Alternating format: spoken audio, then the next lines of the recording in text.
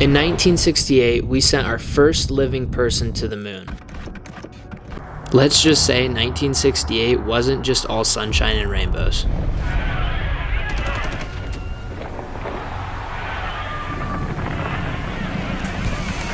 But we did get something right.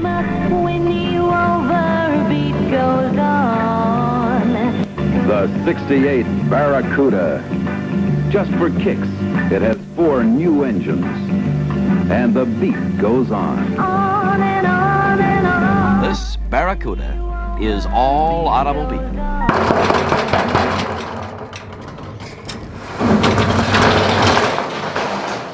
Oh, sick.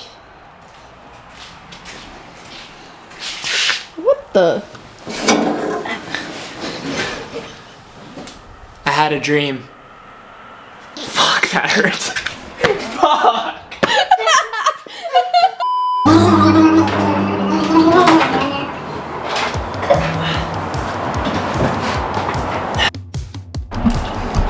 This is my 1968 Plymouth Barracuda fastback.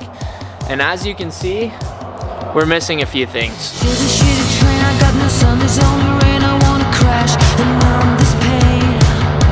The whole purpose of this storage unit build is going to be to have this car physically driving out of this unit.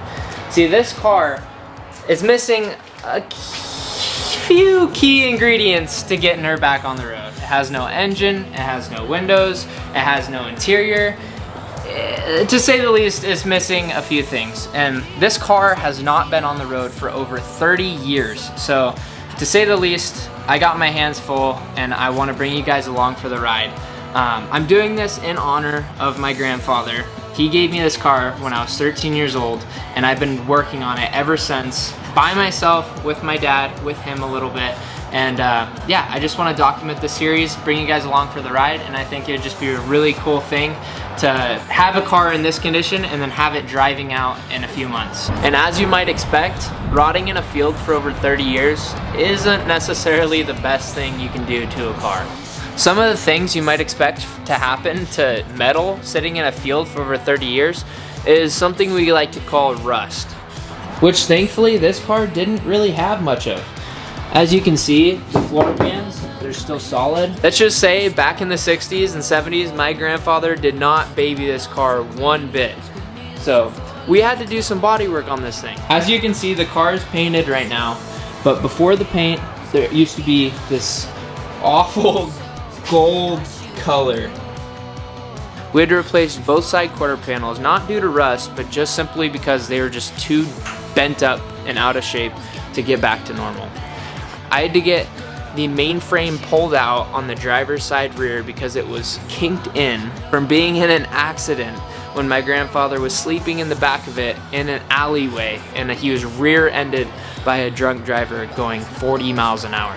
We also had to replace the rear valance panel with a new one, and I chose to go with the dual tip exhaust because, well, because that's freaking sick.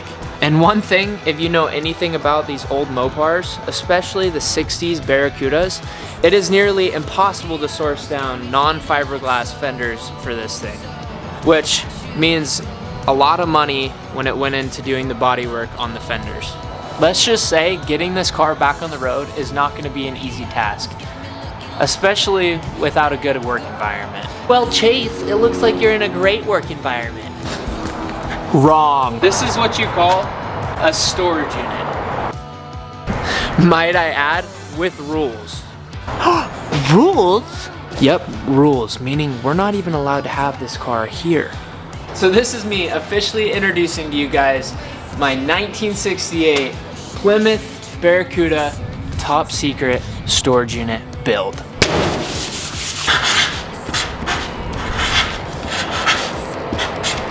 Step 1. Suspension. Well, over the past few years, I have done quite a lot of work to the undercarriage of this car. I have replaced all the bushings, bearings, everything that you could think of. Did run into a few issues. One of the issues I have are the strut rods here. And to the naked eye, they look great. I had them powder coated. Yes, sure, they're a little dusty.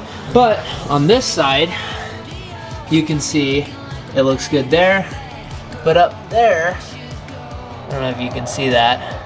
The lighting isn't great. It's been re-welded. And I noticed that when I was putting the car back together, and I didn't necessarily think that it was gonna be a big deal. It kind of throws the alignment and everything out of whack because one of the strut rods is actually longer than the other ones, and it just doesn't fit into the lower control arms quite as well as it should. Another thing is these lower control arms. These were a pain in the butt right here. I had to heat up. Oh, it might be easier to see it from up top actually. See, these lower control arms meet with the torsion bar here, and I had to heat up the rubber bushing that barely fits in there and beat the living crap out of this to get that out and replace it with some brand new rubber bushings. When I was doing that, I may have not put them back necessarily perfect, you could say, because there's this a little adjustment for the torsion bar. It's this little bolt here that screws up, and it adds, again, might be easier on this side. There's this little bolt down there that you tighten or loosen, and it adds pressure on this, which turns the torsion bar to like lower or raise the car. I don't know all the little pronouns and things for it, but anyways, when I turn that bolt and turn this, it kind of just spins and it doesn't connect to the torsion bar. So yeah, the lower control arms and the strut rods, they need to go. And I got some new ones. But that is gonna be the end of this video.